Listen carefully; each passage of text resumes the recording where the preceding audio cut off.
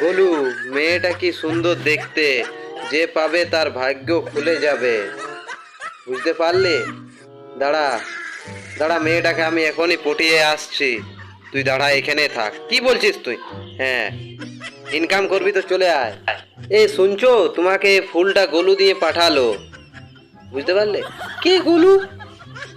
তোমাকে ফুলটা দিয়ে পাঠালো, কাজ হয়ে গেছে। এই আপেলটা গোলু দিয়ে পাঠালো। কি ব্যাপার, ভালোই তো। কে জানে কোন খেপা বটে। এই চিকেনটা গোলু দিয়ে পাঠালো তোমাকে। বাহ, গোলুটা কে? কাজ হয়ে গেছে গোলু।